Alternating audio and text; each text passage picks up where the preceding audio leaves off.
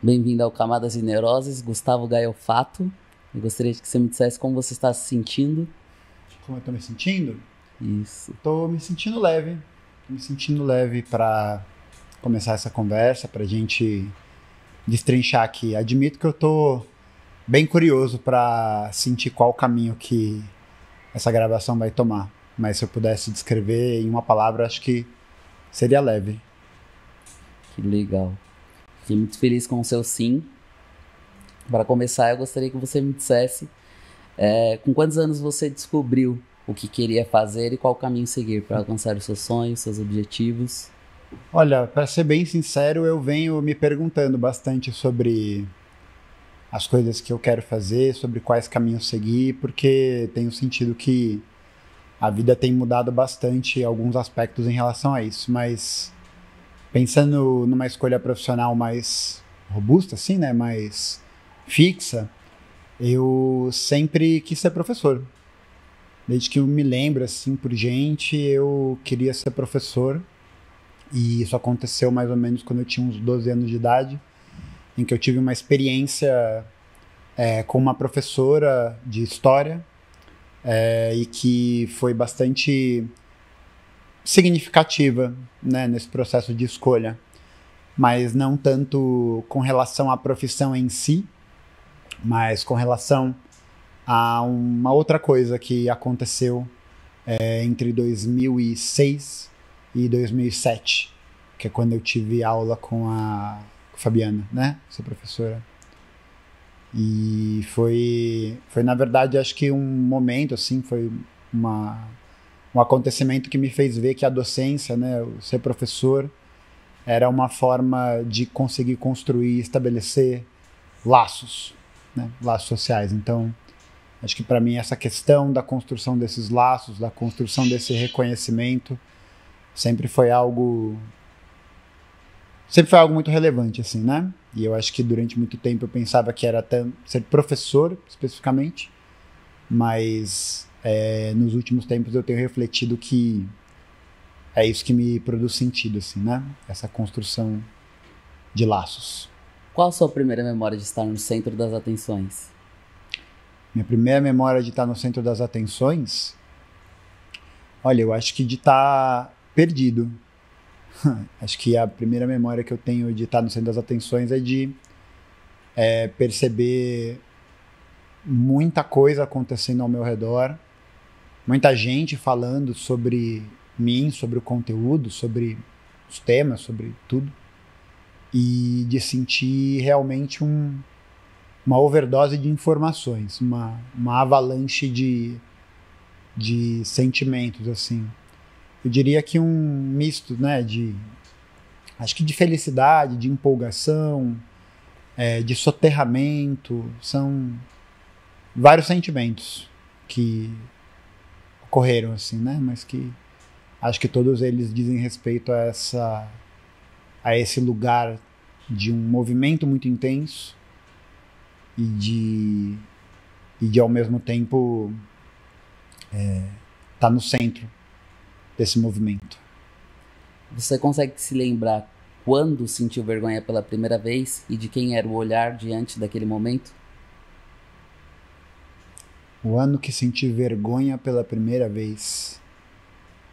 Olha, o que me remete automaticamente agora foi tipo, sim, a primeira memória que eu tenho é de 1997, quando eu estava no Jardim 1 da tia Renata, e eu lembro de ter um sentimento de vergonha por ter acontecido alguma coisa na salinha ali do Jardim 1, e que eu não me lembro muito bem o que era, mas eu lembro.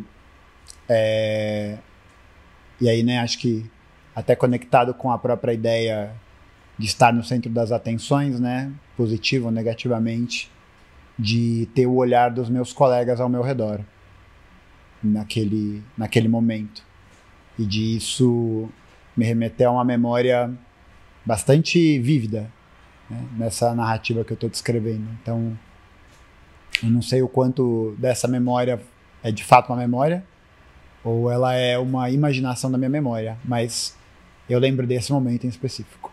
Sim, é engraçado porque a memória em si, ela é sempre alterada, né? Toda vez que a gente acessa, ela é alterada porque a gente tem acesso à última vez que a gente pensou sobre isso. Os sujeitos narram a sua história, né? Acho que essa é uma questão interessante até para se pensar sobre a forma de como a história vai sendo escrita ao longo de tantos e tantos tempos, né? Acho que até o próprio exercício da análise é também um exercício de narração da própria história.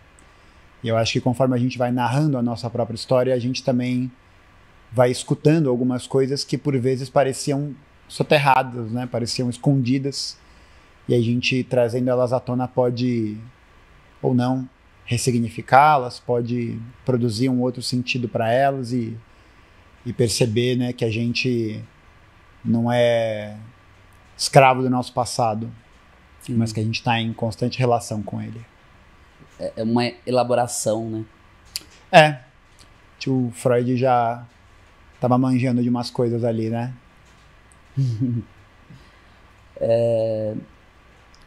Você já se pegou carregando algo que parecia não ser seu? Nossa, muitas vezes.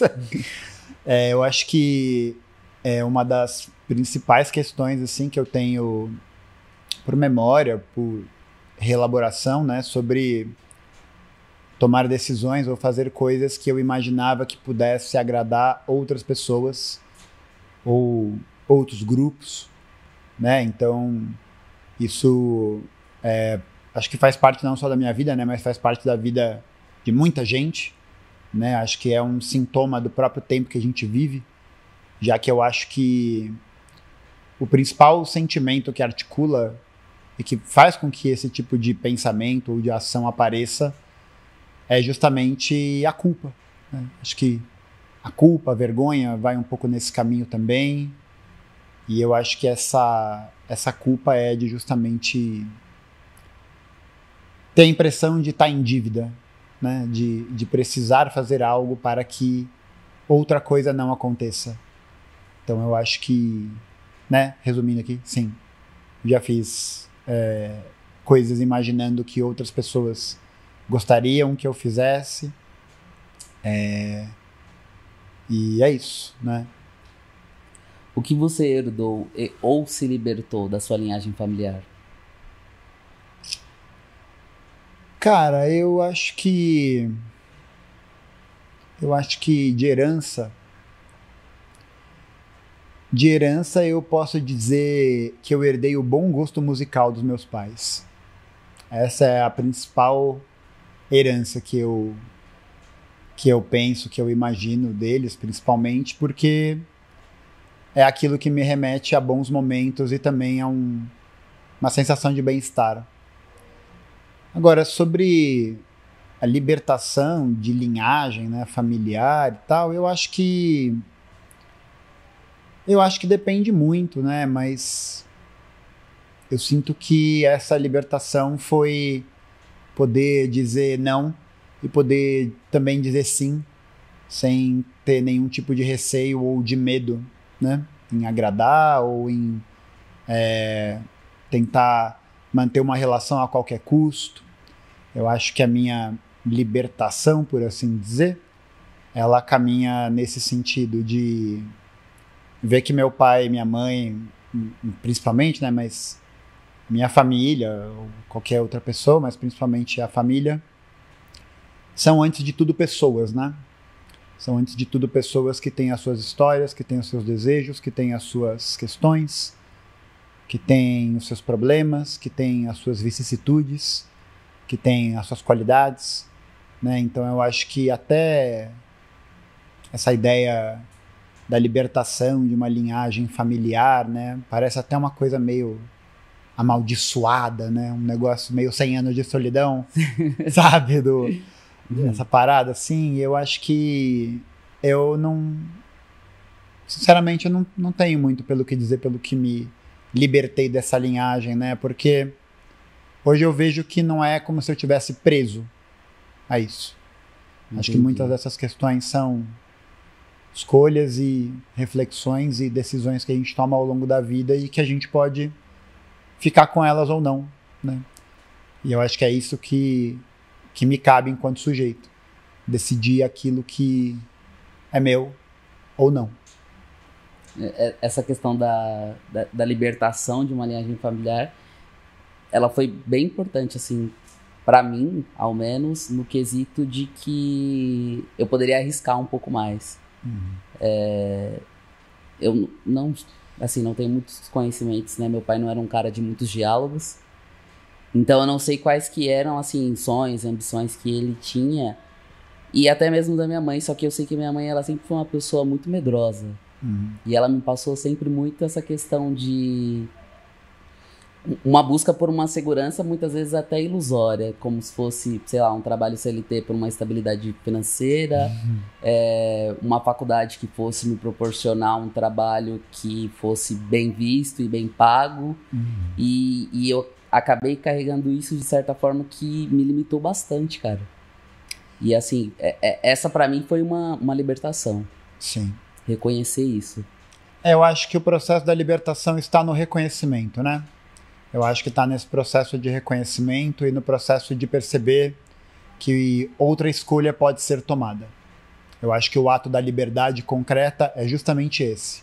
A possibilidade de escolher entre duas coisas concretas, entre duas coisas objetivas e que você se depara com elas e percebe que você tem uma agência, né? Que você tem uma ação que você pode realizar sobre o seu desejo, sobre a sua perspectiva, sobre aquilo que você imagina que seja melhor para você, talvez melhor para o mundo, ou algo nesse sentido, né? Sim. Então acho que a libertação ela vem desse caminho, dessa construção dessa possibilidade. Você se lembra de algo que você era obcecado quando criança? Obcecado? Eu era obcecado por Pokémon, né? Um clássico aí. Mas eu acho que obsessão, eu diria que eu sempre fui uma criança e acho que hoje eu sou uma pessoa, um jovem adulto, um adulto que imagina muito. Eu sempre fiquei meio com a cabeça no mundo da lua, assim, imaginando muitas coisas, pensando muitas coisas e às vezes até perdendo um certo contato com a realidade. Então eu diria que essa conexão com algo, sei lá, né, obsessão, palavra forte, né, parece um negócio quase compulsório, mas eu diria que é com esse processo de imaginação mesmo, né, de realmente, sei lá, de imaginar outras coisas e outras possibilidades. Qual uma habilidade ou característica dos seus pais que você mais admira e percebe que tenha ou gostaria que tivesse influenciado em quem você é hoje? Da minha mãe, a perseverança e a teimosia do lado positivo. Minha mãe é uma pessoa muito cabeça dura. E ao mesmo tempo que eu sinto que ela tem essa insistência com muitos temas, eu acho que isso responde a uma fibra moral que é algo que eu sinto que eu carrego. Porque eu também já fui mais teimoso, mas eu sinto que dela eu carrego essa obsessão, né? Essa obsessão por fazer aquilo que eu acredito que tem que ser feito. E do meu pai, a sensibilidade e o espaço de um afeto de escuta. Eu acho que eu me considero uma pessoa bem sensível, não só porque eu choro com frequência ou qualquer coisa do gênero, mas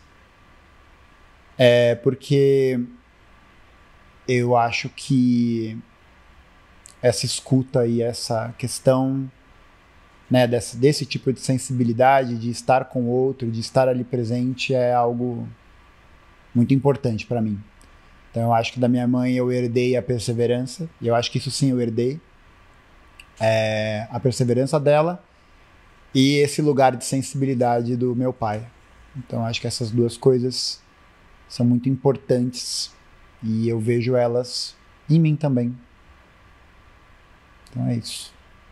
Como a opinião das outras pessoas costuma impactar nas suas escolhas? E o quanto você percebe que isso pode estar ligado à sua família de origem ou às formas com que você aprendeu a ser aceito?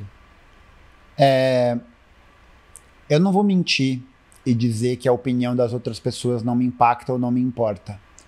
Mesmo porque eu trabalho com uma área, né? Uma das áreas que eu trabalho, que é de comunicação, que é de exposição pública, em que ter esses feedbacks, esses retornos, não só é algo importante, como é algo constante. Então, por vezes, essas opiniões me afetam negativamente, né? Me afetam positivamente, né? Com reconhecimento, mas também negativamente. Eu já me importei mais com a opinião dos outros, assim. Eu acho que ao longo desses últimos anos, eu diria que dos últimos 2 ou 3 anos, justamente nesse momento em que a minha imagem, em que a minha pessoa é colocada no centro das atenções, né, nos holofotes de alguma maneira, foi necessário lidar com isso de uma outra maneira, de uma outra forma, e novamente, né, entender o que é meu e o que não é. Então, às vezes eu me importo com a opinião alheia, às vezes não. Às vezes eu deveria me importar mais para poder ter uma leitura mais profissional do meu trabalho ou alguma coisa assim. E por vezes eu só não ligo porque eu não quero, né? Então, eu acho que é isso. Acho que ter o feedback das pessoas e a opinião das pessoas sempre foi algo muito importante, né? Eu acho que é algo muito importante, porque reflete essa relação e essa dinâmica dialética da escuta, da fala, da produção de um sentido, né? Então, eu acho que levar a opinião das pessoas em consideração, estar aberto a escutá-las é algo imprescindível. É algo que precisa ser feito sob qualquer circunstância. Mas acatar, né, ou se deixar levar por essas visões, buscando algum tipo de aprovação constante, que é uma coisa que eu já fiz bastante, é opcional, né? É algo que não necessariamente hoje eu vejo como algo correto ou algo que me faz bem, né? Então, Sim. acho que ter a opinião do outro é muito importante porque ela nos dá uma dimensão diferente do que a gente está vendo, do que a gente está falando, do que a gente está fazendo. Uma espécie de termômetro. Eu diria que é uma espécie de outro prisma. Eu acho que é mais a possibilidade de você ver o mesmo evento, o mesmo acontecimento por outros olhos. E aí isso acho que expande a nossa potencialidade, né, de, enfim, ler a situação, ler o desfecho da situação e ler a nós mesmos, né? Sim. Eu acho que isso é importante. Eu tenho acompanhado o seu perfil há um tempo já e sei que você voltou para a área da educação recente. Uhum. O que você sente que busca no trabalho além de sustento? Eu busco no meu trabalho estabilidade e laços sociais. É isso. Eu acho que a escola sempre foi um ambiente muito ligado, para mim, a essa questão de estabelecer laços com as pessoas. A minha aventura pela docência, ela vai muito nesse caminho, de entender que a conexão que eu posso criar enquanto professor com os estudantes, com o corpo docente, com a comunidade escolar, é algo que me faz bem, né? Que produz sentido para a minha vida. Então, nesse trabalho, agora eu estou atuando como orientador educacional, né? Orientador pedagógico. Então, é interessante porque é um olhar sobre a educação de um outro prisma, né? De um outro horizonte que não é mais da posição da sala de aula, mas que agora é de alguém que trabalha na parte de gestão e que tem outro tipo de diálogo e outro tipo de contato com a comunidade de uma maneira geral. Então, isso para mim é muito importante. Eu acho que é isso que eu busco, né? É isso que eu busco nesse trabalho. Essa possibilidade de me conectar com outras pessoas, até fisicamente, né? Porque, enfim, as lives, a produção de conteúdo, a internet como um todo, eu sou muito grato, né, a aconteceu, que enfim, me proporcionou estar aqui, Sim. né? Eu acho que é um pouco isso, mas eu sentia muita falta desse lugar, sentia muita falta dessa possibilidade de ver um sentido mais imediato do que eu tô fazendo, de estar ali vendo as coisas sendo construídas. Acho que a internet ela acaba dando uma dimensão mais impessoal, né, do processo. Ela acaba sendo um pouco mais difusa nesse sentido. Então, voltar para a escola, né, nessa nova posição, foi a busca por uma conexão maior com as pessoas e com um lugar que me faz bem. Eu sinto que é um trabalho, e dentro de todas as dimensões e limites, né, do que a gente entende pelo trabalho no capitalismo, é um lugar que... é um trabalho, um lugar que me produz um sentido de existência. Então eu acordo todos os dias feliz, tranquilo, que eu tô indo fazer o que eu faço. Muito legal, um trabalho com propósito. É um trabalho com propósito. É um trabalho que me permite ver a realidade com outros olhos também, né? Então acho que isso me acalma também. Isso me deixa mais tranquilizado com todas as angústias da vida e essa angústia do ritmo da produção de conteúdo e da possibilidade de, enfim, recusar esse ritmo, né? De recusar essa dinâmica e poder pensar naquilo que faz sentido também para minha vida. Sim. E a partir disso, viver uma vida mais plena, com mais propósito, com mais sentido de conexão com as pessoas, porque eu acho que no final das contas é isso, né? A gente está aqui nesse esforço, nesse trabalho para a construção de um novo mundo, não só porque a gente acha legal, né? Porque a gente acha ideal, porque a gente acha melhor, mas porque a gente acredita que assim será possível as pessoas poderem escolher e viver outra realidade. Uma realidade que seja mais real, concreta, uma realidade que seja mais prazerosa de ser vivida, né? Uma realidade com propósito. Que vale a pena. Uma realidade em que a vida vale a pena ser vivida. Então acho que isso para mim é incontornável e é inegociável. Acho que esse é o caminho para a gente mudar radicalmente a realidade, né? É a gente conseguir devolver para as pessoas o sentido de que a vida vale a pena ser vivida. A questão é como a gente constrói esse caminho. O que você costuma mostrar primeiro de si e o que costuma esconder? O que eu costumo mostrar primeiro de mim? Não sei. Acho que eu sou uma pessoa espontânea. Eu gosto de mostrar animação, gosto de conversar, de trocar ideia, de ter um raciocínio, assim, a lógica bem solta, bem despojada. E agora, o que eu escondo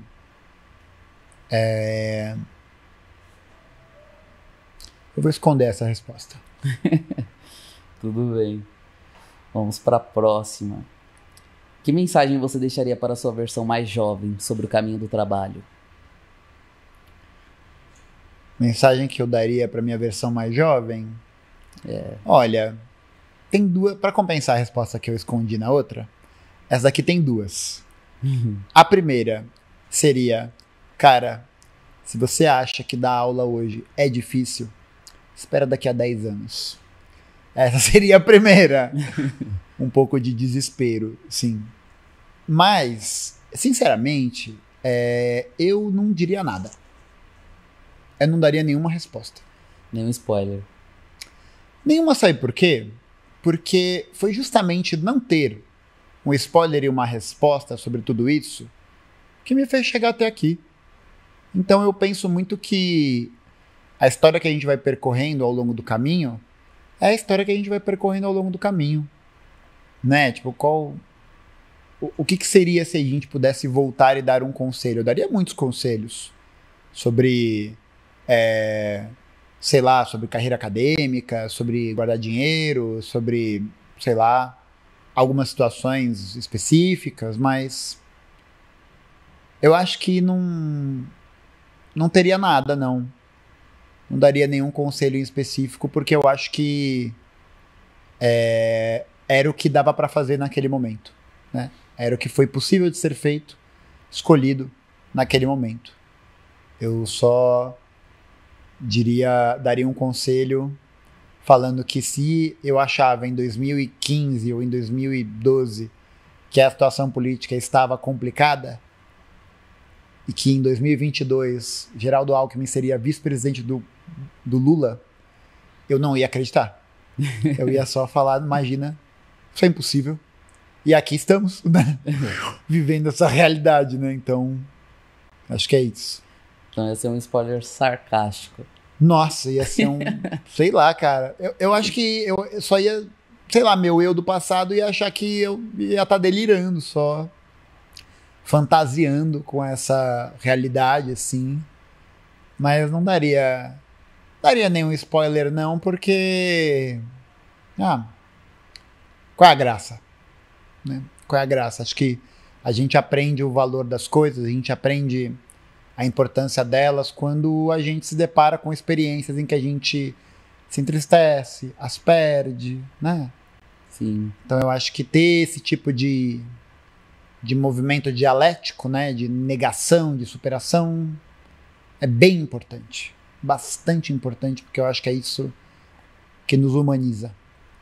Na sua família, como eram vistos o esforço, o sucesso, o fracasso?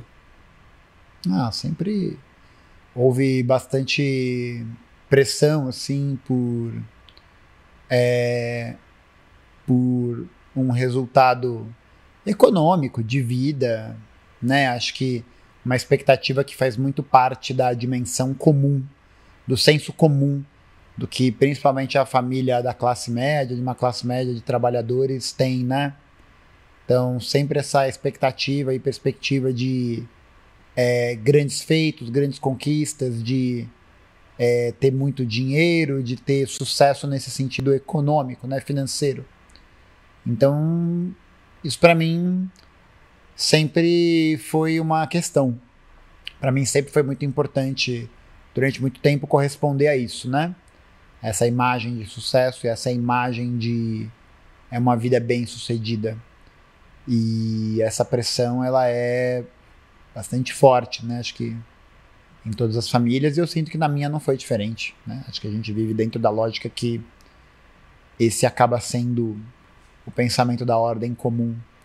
Então, foi isso. Houve muita pressão, assim, na época que eu estava na faculdade, aliás, na época que eu estava prestando para entrar na faculdade, de que eu não fizesse história, né? Porque o que eu ia fazer com esse diploma? E era isso, para mim a questão sempre esteve em torno da docência, né? Sempre quis dar aula, sempre quis ser professor, então sempre houve muito questionamento com isso. Porque se falava sobre potencial, sobre possibilidade, sobre várias coisas, e eu escolhi o caminho que eu achava certo escolher. Então isso gerou bastante bafafá, gerou bastante incerteza, muitas dúvidas e tal. E gera até hoje, na realidade, assim, com menos frequência, né? Mas gera até hoje, e acho que eu vejo esse sucesso e essa ideia de os objetivos alcançados, né? De um outro jeito. Pô, tava vindo pra cá, né? Pra essa sessão. E um cara me parou na calçada, me cumprimentou, falou que gostava muito do meu trabalho, que gostava do que eu estava fazendo, que ele aprendeu bastante. Então, Caraca. Eu recebo essas conversas, né, esses depoimentos com muita frequência. Com muita frequência. Muito legal. E eu acho que para mim isso é muito significativo. Acho que isso me deixa muito feliz, no final das contas. Existe um medo que acompanha as suas conquistas? Sim, com certeza. Porque acho que não existe conquista sem passar, a não ser que você seja herdeiro, né? Sem passar por algum tipo de insegurança. Eu acho que todos os movimentos, né, de avanço, de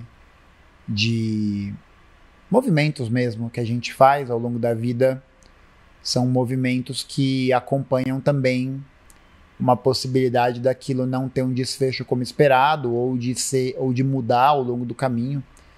Então, eu acredito que esse medo que acompanha o sucesso, ele é algo comum também, corriqueiro, que me afeta também.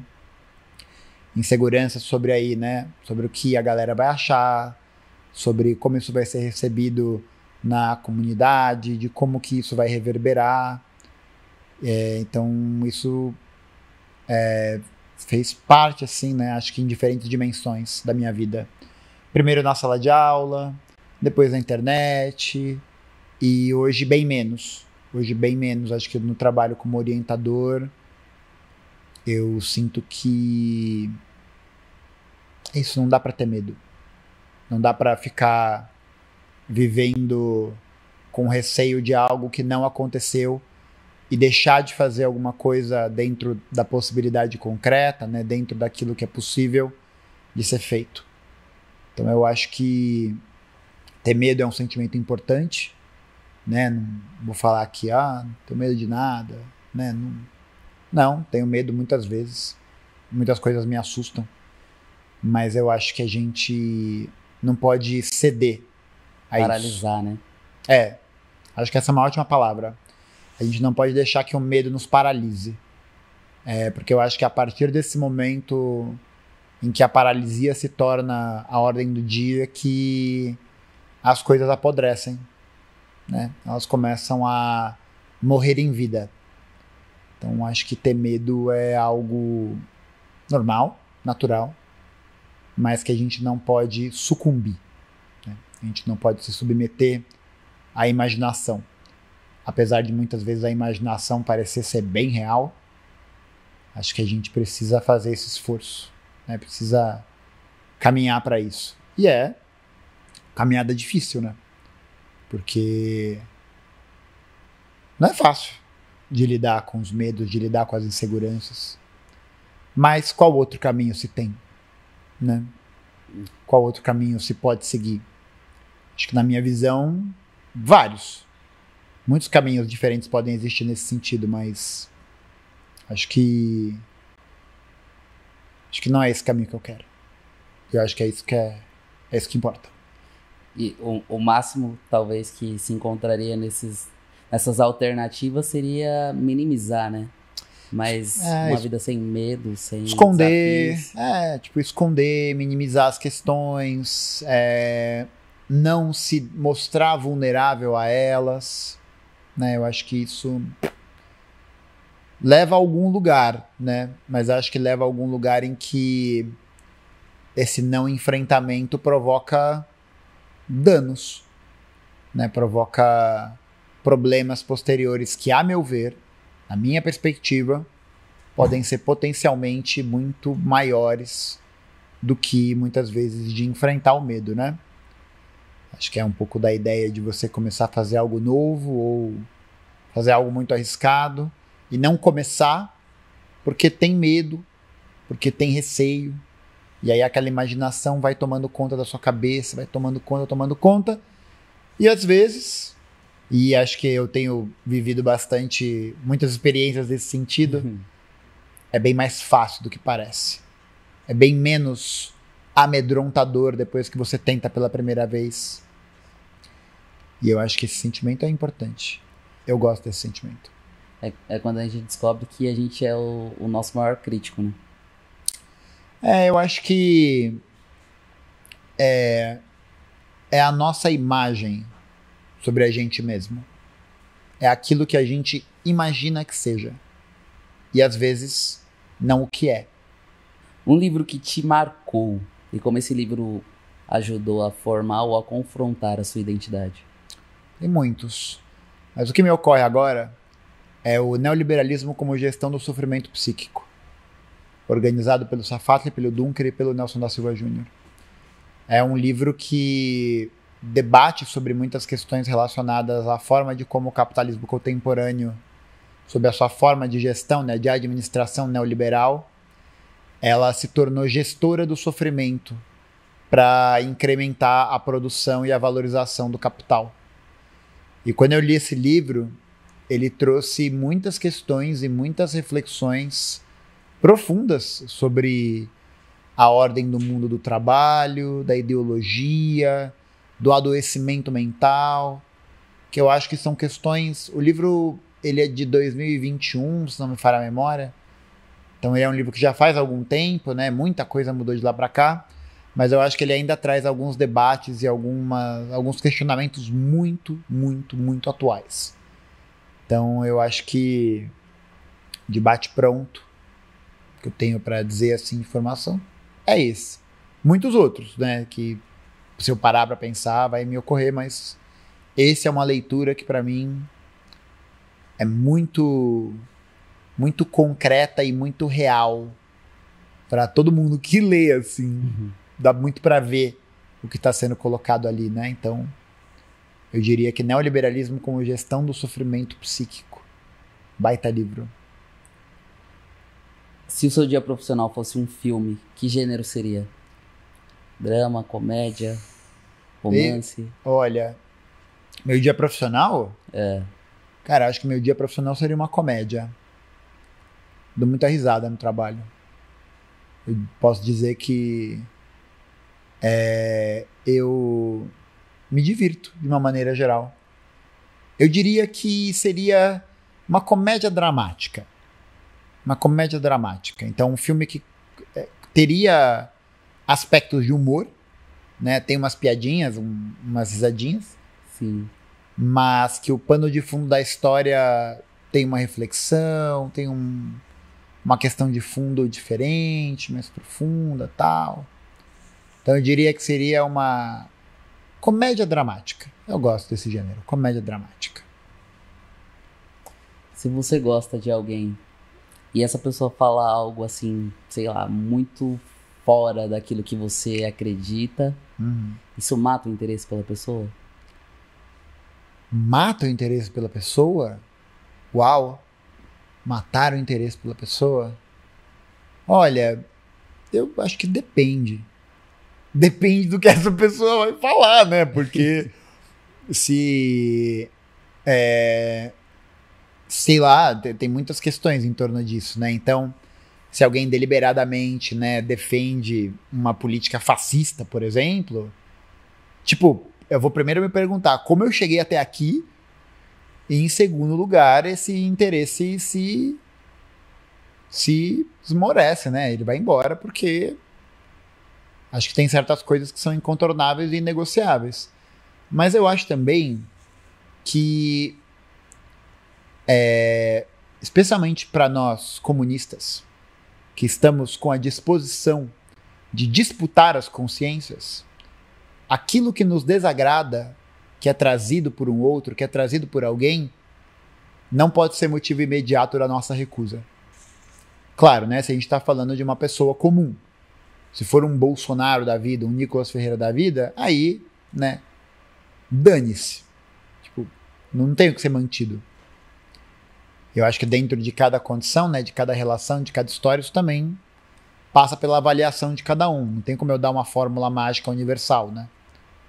Mas eu acho que é importante a gente ter um certo carinho, né, muitas vezes com o que as pessoas trazem, com o que elas falam, porque às vezes elas podem nem fazer muita ideia assim de o que ela está trazendo ou o que ela está falando é algo que vai contra os seus interesses estratégicos enquanto classe, por exemplo.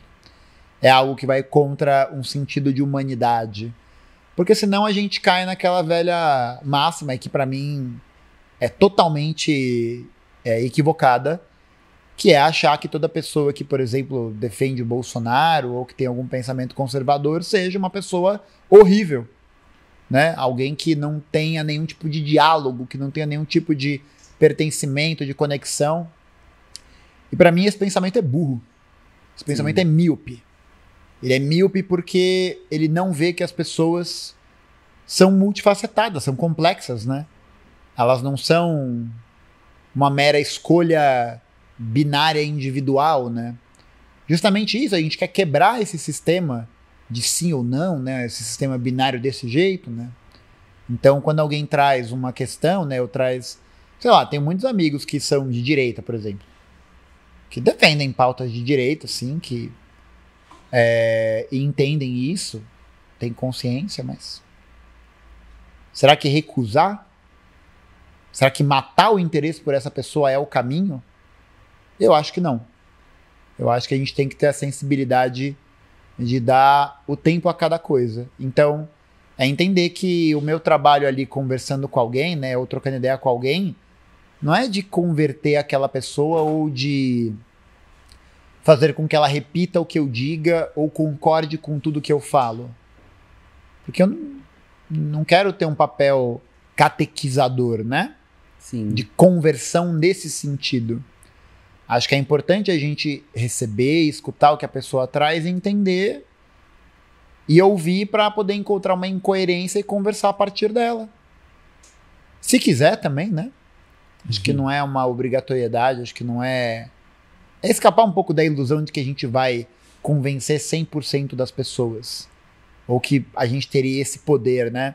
Até um pouco presunçoso, né? Sim. De achar que a gente tem esse tipo de interferência. E eu acho que isso, inclusive, atrapalha o nosso diálogo verdadeiro. Porque se eu tô preocupado com o que a pessoa vai me trazer e eu tô preocupado em fazer essa régua, será que eu tô preocupado em escutar essa pessoa? Ou eu tô preocupado em escutar alguma coisa que ela traga, que me interesse e que me diga a respeito? Aí a gente não escuta ninguém. Nem tem uma escuta, né? Não tem. É um monólogo, né? É um monólogo que você finge estar escutando alguém, porque aí ela vai trazer algum tipo de pensamento do senso comum, algum preconceito, alguma coisa assim. E aí, de repente, aquilo ali não pode ser questionado, não pode ser relevado de acordo com aquela condição histórica e concreta. Eu acho que essa é a síntese da questão, né? Eu acho que a grande maioria das pessoas diz o que diz do fundo do coração, com a melhor das intenções, sem muitas vezes saber a gravidade ou os desfechos ou as complicações daquilo que ela está dizendo podem trazer, né? Ou podem significar.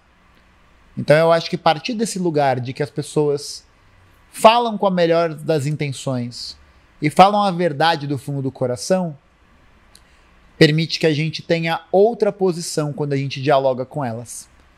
Não uma posição de enfrentamento, mas uma posição de envolvimento.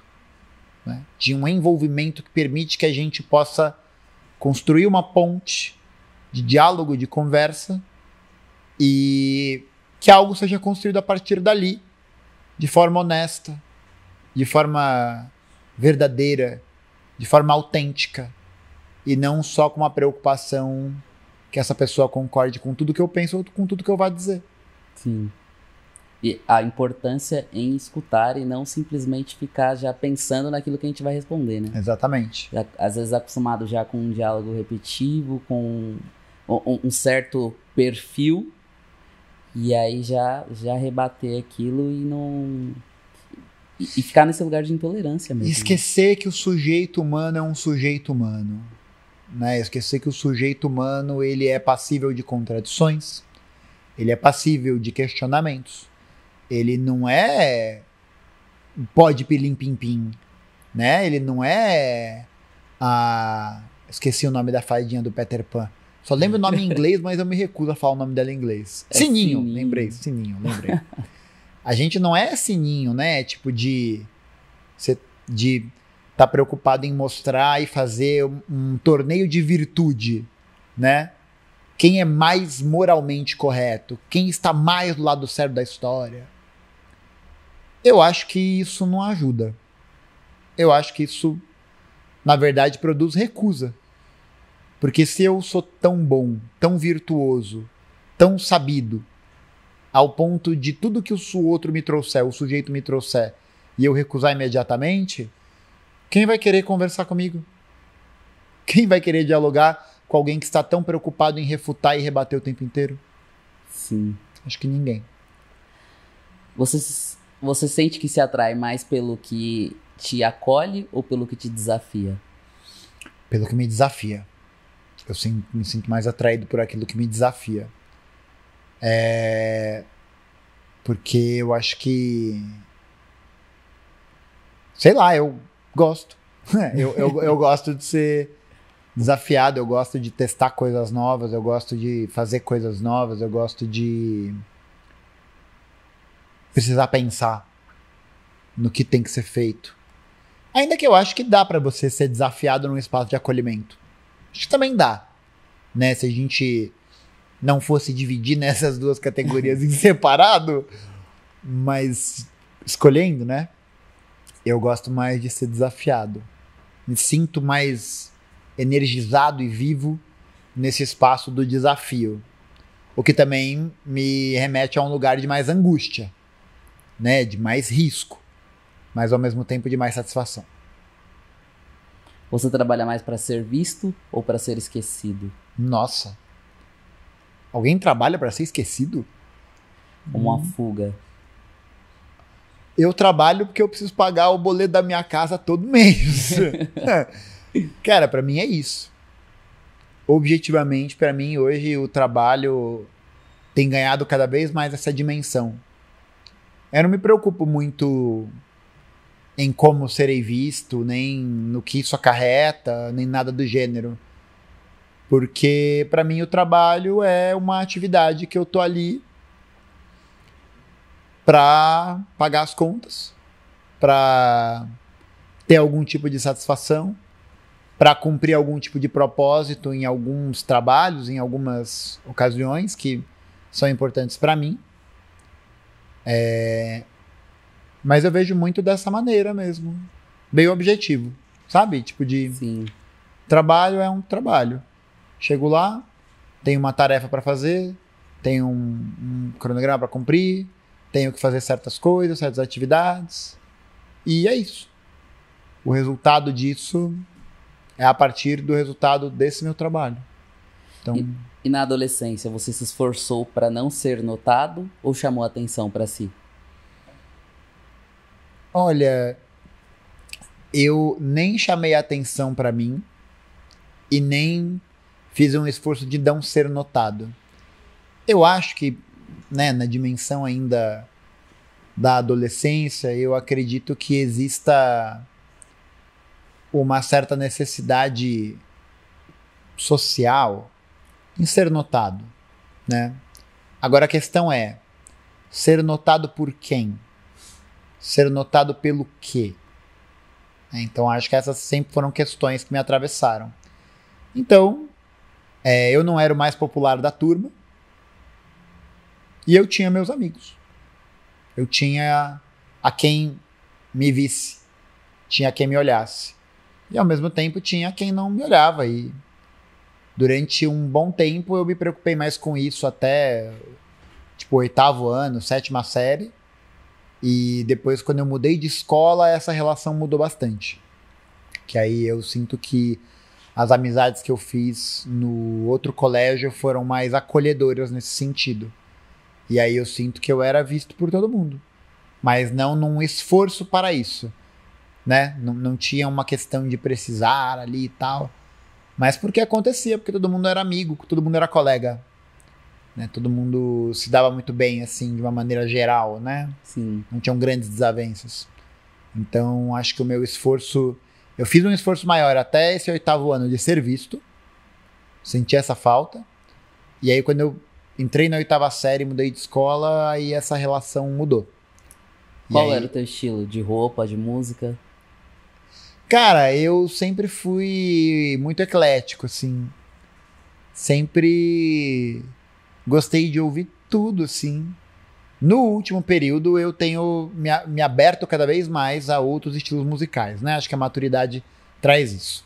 Mas eu era muito do rock, né? Fui da fase de Rock Wins, fui da fase de xingar música popular brasileira na internet. Como eu me vestia, sei lá. Usava camisa de futebol, calça jeans. Não é muito diferente do de hoje, assim. Acho que algumas coisas se mantiveram bem parecidas. Mas estilo, assim, né? Eu gostava de rock, gostava de pop, gostava muito de divas do pop. Isso eu sempre gostei. Sempre gostei bastante da música pop da Britney, da Lady Gaga, da Christina Aguilera, sei lá, de artistas desse nicho, assim. Caraca. Sim, sim. Mas eu ouvia de tudo, assim. Eu ouvia de tudo dentro de um cenário internacional. Eu recusava um pouco música nacional quando eu era mais jovem. Mas hoje em dia, vim pra cá ouvindo João Gomes. É muito bom. Um abraço, João Gomes. Sendo entrevistado para o Camadas e Neuroses, parecia um pedido improvável. Eu queria saber se você poderia me dizer o que fez, né? Você dizer sim. E já te agradecer por estar aqui, né? Bom, primeiramente, eu que agradeço pelo convite. Eu fiquei muito curioso quando eu recebi esse convite, porque achei uma proposta interessante. Deitar, olhar pro teto, no divã, bem parecido com o que eu faço na análise também.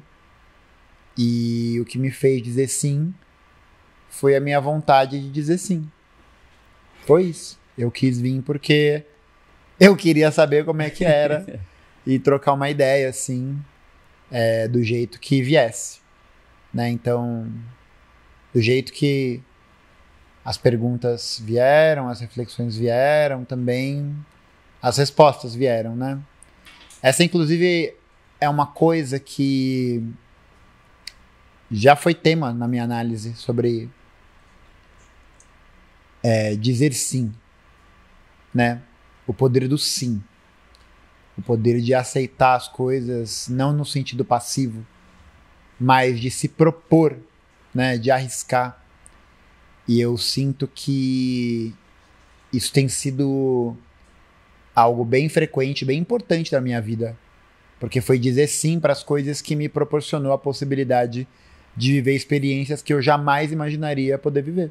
Professor, eu gostaria de agradecer muito a sua presença. Foi um ótimo bate-papo. Gostei muito. Foi um prazer te receber aqui. O prazer foi todo meu, Ranieri. Queria muito agradecer o convite, muito agradecer ao espaço, dizer também ao ouvinte, ao telespectador, que também espero que tenha sido proveitoso de alguma maneira, e agradecer todo mundo que está aqui na produção do episódio, também pelo carinho, pela gentileza. E é isso. O que precisar, estamos por aí. E mais uma vez, agradecer bastante o convite. Obrigado.